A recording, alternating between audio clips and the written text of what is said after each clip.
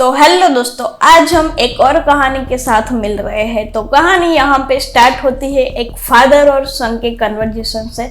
तो यहाँ पे जो सन है वो बोलता है, पापा आपने कल मेरे मैथ्स का होमवर्क गलत किया था, आपकी वजह से मुझे डांट खानी पड़ी, इसलिए आज मैंने खुद ही होमवर्क कर दिया। ये तो अच्छी बात है, इसी बहाने तुमने अपना होमवर्क खुद किया ना।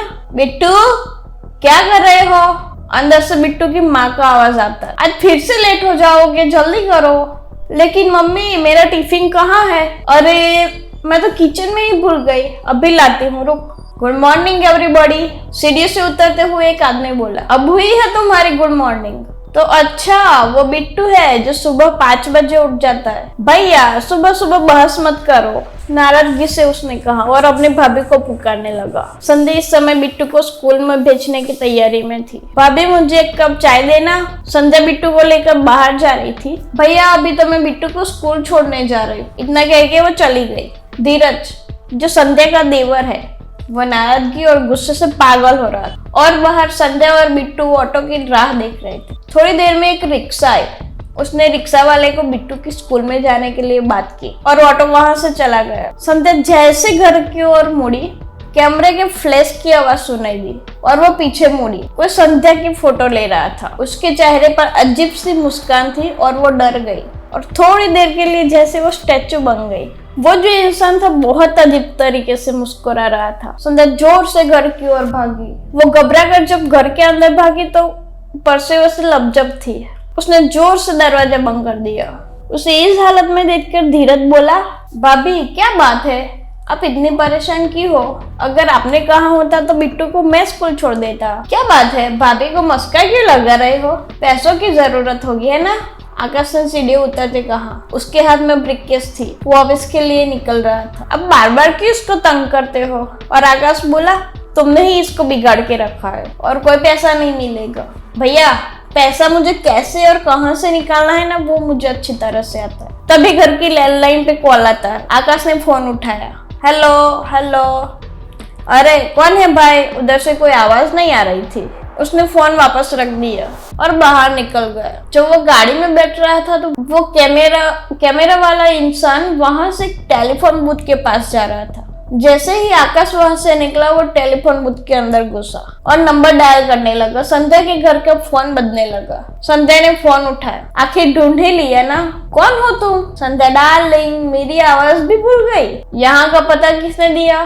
पते की बात छोड़ो संज्ञा डार्लिंग, मुझे सब पता है तुम्हारे बारे में और तुम्हारे बिट्टू के बारे में। क्या चाहते हो तुम? मैं तो तुम्हें चाहता हूँ, लेकिन इस वक्त चाहत से ज्यादा जरूरतमंद हो। करोड़ों की मालकिन हो तुम। ओह तो तुम्हें रुपये चाहिए? जी हाँ स्वीटहार्ट। और मैं ना दूं तो क्या तुम मुझे ब्लैकमेल करोगे? नहीं मेरी जान, एक और हथियार है मेरे पास, तुम्हारा प्यारा बेटा बिट्टू। उसने इतना कह के फोन रख दिया और इधर संध्या की बुरी हालत और वहां पर बिट्टू और उसका दोस्त दोनों साथ में चलते जा रहे थे। अचानक बिट्टू के दोस्त की नजर गोले वाले पे पड़ी। उसने कहा, बिट्टू चलो ना गोला खाते हैं। बिट्टू बोला, लेकिन मेरे पास तो पैसे नहीं है। तो दोस्त बोला, तुम्हारे पापा इतने भी पैसे नहीं देते हैं तुमको? तो बिट्टू बोला, उन्होंने बाहर की चीज खाने से मना किया है। तब भी एक आदमी 2 गोले लेकर वहां पे आ गया। उसने कहा, बच्चों तुमको गोले खाने हैं ना, तो ये ले लो, खा लो। और ये दोनों एक दूसरे के सामने देखने लगे। बेटा इसके पैसे मैं नहीं लूंगा। दोनों ने गोले लिए और आगे चलने लगे और वो दोनों चले गए। फिर उस आदमी ने अपने बॉस को कॉल किया। बॉस काम हो गया। ये दोनों जब गोला खाते हुए जा रहे थे तो अचानक से बिट्टू के हाथ से गोला गिर गया और उसे बेचैनी भी हो रही थी। तो वो बोला, मुझे चक्कर आ रहे हैं, और वो नीचे गिर गया। और इतने में वहां पे लोगों की भीड़ जमा हो गई और एम्बुलेंस भी आ गई। एम्बुलेंस में 2 वार्ड बॉय और एक डॉक्टर था। तीनों नीचे उतरे और डॉक्टर ने बिट्टू को चेक किया और बोला, इसकी हालत ठीक नहीं है, अपने हॉस्पिटल लेके जाना पड़ेगा। तो दोनों वार्ड बॉय ने बिट्टू को उठा और एम्बुलेंस में डाला और उसका दोस्त वहां पे ही खड़ा रहा। इंस्पेक्टर विधान वहां पे जीप लेके जा रहे थे। बच्चा वही रोड के बीचों बीच खड़ा था तो उन्होंने जीप रुकी और बच्चे के पास गए और बच्चे से पूछा, तुम अकेले क्यों यहाँ पे रोड के बीचों बीच खड़े हो? तो बच्चे ने जो हुआ वो सब बताया। और यहाँ पे बिट्टू के पापा को जब पता चला तो उन्होंने सारे हॉस्पिटल में फोन करके पूछ लिया कि क्या बिट्टू वहां पे है, बिट्टू वहां पे है, लेकिन उनको कोई हॉस्पिटल से जवाब नहीं मिला। और फिर इंस्पेक्टर विधान बोले, मिस्टर माथुर, मुझे लगता है जरूर कुछ ना कुछ गड़बड़ है। धीरज ने कहा, हो सकता है बिट्टू को किसी प्राइवेट क्लिनिक में ले जाया हो। नहीं मिस्टर धीरज, बिट्टू के दोस्त ने बताया कि बिट्टू की गिरते ही वहां पे एम्बुलेंस आ गई थी और उसे लेकर चली गई। स्कूल यूनिफॉर्म के साथ बच्चे की आईडी भी होगी ना स्कूल की, तो उन्होंने मिस्टर माथुर को इस बारे में जानकारी क्यों नहीं दी? जरूर आपके बेटे का अपहरण हुआ है। आकाश चौंक पड़ा, बट सर उन्होंने अभी तक फिरौती के लिए कॉल भी नहीं किया ना, शायद अभी आने वाला हो, धीरज ने कहा। तभी फोन की घंटी बजी। आकाश माथुर ने फोन उठाया। दूसरी ओर से बिट्टू बोलने की कोशिश कर रहा था, तभी गोली की आवाज आई और फोन कट हो गया। मिस्टर माथुर, विनय यानी बिट्टू किसी तरह वो फोन तक पहुंच चुका होगा, लेकिन तभी वहां पे किडनैपर आ गया होगा शायद। मिस्टर माथुर, क्या आपने कोई ऐसी बात सुनी जो हमारे काम आ सके? हाँ सर, प्लेन जब टेक ऑफ करता है और नीचे थी और जैसी आवाज निकाल रहा था तो ऐसी आवाज थी, और आसपास कोई मोटर गैरेज भी होना चाहिए क्योंकि साथ में गाड़ी स्टार्ट बंद होने की भी आवाज आ रही थी। श्रीवास्तव, एयरपोर्ट के पास जितने भी गैरेज है ना, सबको पूछताछ करो। जी सर, कहते हुए सब इंस्पेक्टर श्रीवास्तव वहां से चला गया और वो जो एम्बुलेंस थी वो पुराने गैरेज पर खड़ी मिली। विधान जब गैरेज के अंदर घुसा, वहां पर स्कूल बैग और एक रस्सी पाई गई। विधान ने स्कूल बैग से आईडी निकाली। बात साफ हो रही थी। जैसे ही विनय ने फोन पर बात करना कोशिश की, तब भी किडनैपर ने जल्दी से यहाँ से निकल जाना उचित समझा। इंस्पेक्टर विधान ने फोन उठाया और बातचीत की। वो कोई बुजुर्ग इंसान ने फोन उठाया। उसने आवाज बदलते हुए सामने वाले इंसान का नाम और गाड़ी के बारे में पूछा। सर, आपकी गाड़ी? और उसकी बातों से वो पता चल रहा था कि वो पारसी बेगम बाटली वाला ही बोल रहा था। आपका फोन चालू है? मुझे एक बार चेक करना पड़ेगा। नहीं दिख रहा, मेरा फोन तो ठीक है। तुम्हें तकलीफ ना हो इसलिए एक बात बताना चाहता हूँ। और बाटली वाला ने कुछ बातें फोन पर बताई। अंदर कोई सबूत या सुराग नहीं मिला। फिर उसने अपने असिस्टेंट श्रीवास्तव से कहा, किसी ने कुछ तो देखा होगा ना? उसने बताया, रात को एक सफेद गाड़ी आई थी और सुबह चली गई। कैसी गाड़ी थी? तुमने कुछ नोटिस किया था?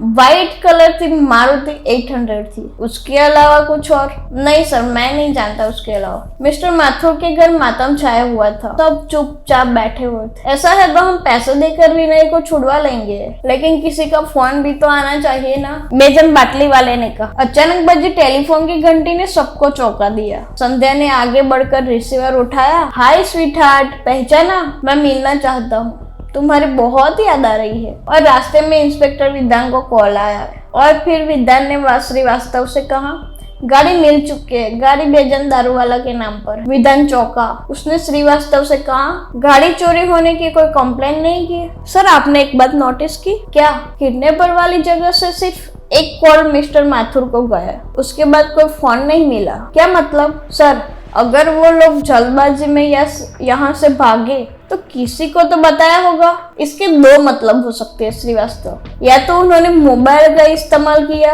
या फिर उनका बॉस वहां मौजूद था। गाड़ी के दरवाजे खुले हुए थे। काफी देर तक मुआयना करने के बाद विधान ने कहा, बिट्टू को इसी गाड़ी में किडनैप किया गया था। बाद में उन लोगों ने ये गाड़ी बदल दी। ये गाड़ी तो चोरी की है, ये गाड़ी चोरी की है और बेजन बाटली वाला की है, ये कंफर्म है। लेकिन किसी की मिसिंग रिपोर्ट के बारे में अभी तक कुछ क्लियर नहीं हुआ। अगर गाड़ी बेजन बाटली वाला की है तो उन्होंने गाड़ी की रिपोर्ट क्यों नहीं की? विधान ने कहा, जब आप गाड़ी का मुआयना कर रहे थे तो मैंने पता लगाया कि इसकी रिपोर्ट 4 घंटे पहले दर्ज की गई। Good job Srivastava. और यहाँ पे मिस्टर माथुर के घर पे सब लोग, मिस्टर माथुर, संध्या, धीरज, एडवोकेट मौजूद थे। लेकिन डिकरा, तुम चिंता मत करो, मैं इंस्पेक्टर विधान को अच्छी तरह जानता हूँ। वो जरूर बिट्टू को सही सलामत लेकर आएंगे। वो तो मैं लेकर ही आऊंगा मिस्टर बाटली वाला। पहले आप ये बताइए कि आपकी गाड़ी मारुति 800 इस वक्त कहाँ पर है? इंस्पेक्टर विधान ने भीतर दाखिल होते हुए कहा, अरे जब मुझे पता चला कि मेरी गाड़ी चोरी हो गई है तो मैंने तुरंत ही कंप्लेन कर दी। लेकिन बात क्या है इंस्पेक्टर, बात ये है कि बिट्टू को उसी गाड़ी में किडनैप किया गया था और फिर उन्होंने गाड़ी बदलकर बिट्टू को दूसरी गाड़ी में ले गए। लेकिन वो किडनैपर चाहता क्या है, एडवोकेट बाटली वाला ने पूछा। जाहिर है मिस्टर बाटली वाला, पैसा या फिर कोई दुश्मनी। दुश्मनी? लेकिन हमारी तो किसी के साथ कोई दुश्मनी नहीं है, आकाश ने कहा। लेकिन अगर पैसा मोटिव है तो अब तक फिरौती का कॉल क्यों नहीं आया, धीरज बोला। आएगा, जरूर आएगा। कम से कम 30 सेकंड तक बातचीत चलनी चाहिए। हम आने वाले सभी फोन को ट्रेस करेंगे। आप सब ये पूरी कोशिश करना कि फोन 30 सेकंड से ज्यादा चले। अचानक से डोरबेल बजी। धीरज ने दरवाजा खोला और हाथ में कवर जैसा कुछ लेकर अंदर आया। इंस्पेक्टर विद्या ने कवर खोला। उसमें टेप रिकॉर्डर की कैसेट थी। श्रीवास्तव ने कैसेट ली और टेप रिकॉर्डर में डाली और प्ले का बटन दबाया। अंदर से आवाज आई, हम जानते हैं कि आप सब मेरे फोन का इंतजार कर रहे हैं। अब मेरी बात ध्यान से सुनो। बिट्टू मेरे पास है, बदले में मुझे 50 लाख रुपए चाहिए और ये रुपए कैसे पहुंचाने हैं ये भी ध्यान से सुन लो। अपनी बीवी को लाल साड़ी पहनाकर मार्केट पहुंचने के लिए बोलो। वहीं पर एक गुब्बारे वाला होगा, उससे गुब्बारा खरीद कर उड़ा दो। आगे की जानकारी वहां से मिल जाएगी। इंस्पेक्टर विद्या ने टैब बंद की। किडनैपर हमारी सोच से ज्यादा शातिर है। लेकिन इंस्पेक्टर साहब, मैं इतने पैसे लाऊंगा कहाँ से, आकाश ने कहा। भैया, आपके ऑफिस में जो पैसे पड़े हैं ना, उसमें से 50 लाख रुपए निकाल के हम किडनैपर को दे सकते हैं, धीरज ने कहा। लेकिन वो पैसे मेरे अकेले के नहीं है ना, मैं अपनी कंपनी के साथ धोखा नहीं कर सकता। प्लीज, संध्या ने गिड़गिड़ा कर कहा। आप कुछ भी करो लेकिन मुझे मेरा बिट्टू वापस चाहिए। मैं बिट्टू के बिना नहीं रह सकती। फिक्र मत करो बेटा, बाटली वाला ने कहा। रुपए का इंतजाम मैं करता हूँ, किसी को कुछ करने की जरूरत नहीं है। बिट्टू मेरी रिस्पॉन्सिबिलिटी, मैं उसे वापस लाऊंगा, विद्या ने कहा। तुम सब वही करो जो किडनैपर चाहता है। संध्या बड़े वाले के पास पहुंचे। इंस्पेक्टर विधान अपने पुलिस जीप में था और सब इंस्पेक्टर वास्तव आम इंसान के वेश में था। गुब्बारे वाले के थोड़ी दूर खड़ा अखबार पढ़ रहा था। संध्या ने गुब्बारा उड़ा दिया। अचानक वहां पर एक इंसान आया और संध्या के हाथ में एक कैसेट थमा दी। श्रीवास्तव तब तक वहां पर पहुंच चुका था। उस आदमी ने बताया कि किसी ने उसे वड़ा पाव खिलाया और कैसेट लाल साड़ी वाली मैडम के हाथ में देने के लिए बोला। पीछे किसी झाड़ के पास छुपकर खड़ा किडनैपर धीरे से मुस्कुराया। विद्या ने कैसेट टेप में डाला और ऑन किया। वेल डन मिस्टर माथुर, सौदा मंजूर करके तुमने अक्लमंदी का काम किया। अब तुम पैसों का इंतजाम करो और कोई होशियारी नहीं। पुलिस की मदद लेने की सोचना भी मत। कल तक पैसों का इंतजाम हो जाना चाहिए। पैसे कहाँ और कब पहुँचाने हैं तुम्हें पता चल जाएगा। और हाँ, अभी तक बिट्टू मेरे पास है। इंस्पेक्टर विदम फौरन दरवाजे की ओर भागा और जब वो वापस आया तो उसके हाथों में छोटे बच्चे के जूते थे। क्या ये जूते बिट्टू के हैं? हाँ, सबने एक साथ हमें पड़ी। पुलिस स्टेशन में मिस्टर माथुर, इस बैग में हमने एक डिवाइस फिट किया है जो हमारे मेटल डिटेक्टर से कनेक्ट होगा। सब किडनैपर के फोन का इंतजार कर रहे थे। अचानक लैंडलाइन पर फोन की घंटी बजी। मिस्टर माथुर, आप अपनी पत्नी को कहिए कि वो लोखंड वाला मार्केट पहुंचे। फूलों की दुकान से सफेद फूल खरीद कर अपने बालों में लगाए। आगे उसको पता चल जाएगा कि करना क्या है। आकाश ने विधान को बातचीत की जानकारी दी। आकाश इस बार संध्या को अकेले भेजना नहीं चाहिए था। विधान ने उसको भरोसा दिलाया और पूरी तरह कन्विंस किया। संध्या लोखंड वाला मार्केट की एक फूलों की दुकान पर पहुंची। उधर एक बंद जगह पर बिट्टू और किडनैपर का साथी खड़ा था। तभी दूसरा साथी अंदर आया जिसने आकाश माथुर को कॉल किया था। दूसरा साथी वहां पे था जिसने बिट्टू और उसके दोस्तों को गोला दिया था। संध्या ने फूल वाले से फूल खरीदा और अपने बालों में लगाया। श्रीवास्तव सिविल ड्रेस में चुप कर ही देख रहा था। तभी फूल वाले ने फूलों के नीचे से एक कागज निकाला और चुपचाप संध्या को दे दिया। संध्या पर्ची को पढ़ने लगी। पढ़ने के बाद उसने अपने हाथों से पर्ची मचोड़ कर फेंक दी और परेशान से इधर उधर देखने लगी। पास में एक टैक्सी खड़ी थी तो उसमें बैठ गई और बोला लोखंड वाला कॉम्प्लेक्स जाना है उधर। सब इंस्पेक्टर श्रीवास्तव को कांस्टेबल ने कहा टैक्सी का पीछा कर रहे। श्रीवास्तव ने कोई जवाब नहीं दिया। उसने जो अपने पास ऑफिसर थे उनको इशारा किया और फूल वाले को दबोचा। एक जगह गाड़ी रुकी और संध्या उतरी। वो परेशान थी, आगे क्या करना है, कहाँ जाना है, उसको पता नहीं था। श्रीवास्तव के मोबाइल की रिंग बजी। उसने विधान को बताया कि उन्होंने फूल वाले को पकड़ लिया है। मैं इस वक्त टेलीफोन बूथ पर खड़ा हूँ, जल्दी से अपने आदमी भेजकर बूथ को कवर करो। जी सर। उधर बूथ पर फोन की घंटी बजी। हेलो हेलो, क्या? वो सफेद फूल वाली मैडम। फोन कट गया। बूथ वाले ने सामने खड़ी संध्या को बुलाया। घंटी फिर से बजी। मैडम आपका फोन है। संध्या कंफ्यूजन में थी और उसने रिसीवर उठाया। सामने से आवाज आई, पीछे वाले जंगल में एक पेड़ है जिस पर क्रॉस का निशान बना हुआ, वहाँ बैग रख देना और वापस चले जाना। तुम्हारे बेटा 2 घंटे में मिल जाएगा। फोन कट हो गया। वापस टैक्सी में बैठते हुए संध्या ने जगह का नाम बताया। टैक्सी ड्राइवर को कुछ समझ में नहीं आ रहा था। उसने फिर से पूछा। संध्या ने गुस्से में जवाब दिया। गाड़ी चलती रही। एक जगह आकर संध्या ने टैक्सी रुकवाई। वो नीचे उतरी और जंगल की ओर चली गई। वो क्रॉस वाला पेड़ उसे मिल गया। उसने वहां पे बैग रख दी और वापस आकर टैक्सी में बैठ गई। पेड़ के आसपास सब इंस्पेक्टर श्रीवास्तव और उनके साथी सब खड़े थे। थोड़ी देर में एक मारुति वैन आकर वहां रुकी। उसमें से एक आदमी नीचे उतरा। वो वही था जिसने गोला खरीद कर बिट्टू को अपहरण किया था। वो जंगल में आगे तक गया जहाँ वो पेड़ था। उसने इधर उधर देखा और बैग लेकर वान की ओर बढ़ा। जैसे वो वान के पास गया, जंगल में खड़े एक बुर्खाधारी ने अपनी राइफल का निशाना लगाया और गायब हो गया। वो आदमी गिर पड़ा और मारुति वान आगे बढ़ गई। उससे पहले उसने बैग गाड़ी में रख दी थी। इंस्पेक्टर विधान ने अपना टैक्सी ड्राइवर वाला चोला उतारा। दरअसल वो टैक्सी ड्राइवर इंस्पेक्टर विधान ही था और अपने मोबाइल से श्रीवास्तव को निर्देश दे रहा था। वो आदमी मर चुका था। इधर मिस्टर माथुर के घर में संध्या, बिट्टू कहाँ पे है? तुम तो उसको साथ लाने वाली थी ना? हाँ भाभी, बिट्टू कहाँ है? धीरज बोला। हमारा प्लान फेल हो गया मिस्टर आकाश विधान पर चिल्लाया। किसी को हमारे प्लान की खबर लग गई। वो आदमी जो पैसे लेने आया था मारा गया। तो आप यहाँ क्या लेने आए? आप पर भरोसा करके मैंने बहुत बड़ी गलती कर दी। इंस्पेक्टर विधान चला गया। संध्या इस वक्त उस आदमी के पास खड़ी थी। मुझे मालूम था तुम जरूर आओगी। क्या चाहते हो तुम? मैंने पहले ही कहा है स्वीटहार्ट, मैं सिर्फ तुम्हें चाहता, इसलिए यहाँ आए मेरी घर गृहस्थी बर्बाद करने। यहाँ आकर मुझे पता चला कि तुम्हारे पिताजी की सारी दौलत तुम्हें मिल गई है। मैंने सोचा मैं भी बहती गंगा में हाथ खोलूं, लेकिन मैं आज भी तुम्हें चाहता हूँ। अच्छा, तब वो चाहत कहाँ चली गई थी जब तुम मुझे छोड़कर चले गए थे? उस वक्त जब मैं तुम्हारे बच्चे की माँ बनने वाली थी। किडनैपर रंजीत चौका। क्या मतलब? ये तो अच्छा हुआ कि सब कुछ जानते हुए भी आकाश ने मुझे अपनाया। ओ नो, ये क्या कह रही हो तुम? देखो रंजीत, अगर मेरा बिट्टू तुम्हारे पास है तो मुझे लौटा दो। इंस्पेक्टर विधान इस वक्त एडवोकेट बाटलीवाला के साथ खड़ा था। मिस्टर बाटलीवाला, मुझे लगता है कि बिट्टू की किडनैपिंग फिरौती के लिए नहीं हुई है। तो फिर और क्या वजह हो सकती है? ये मुझे अभी नहीं मालूम, लेकिन किडनैपिंग की वजह पैसे नहीं है। मिस्टर बाटलीवाला, क्या ये सच है कि बिट्टू अपने नाना की प्रॉपर्टी का एकलौता वारिस था?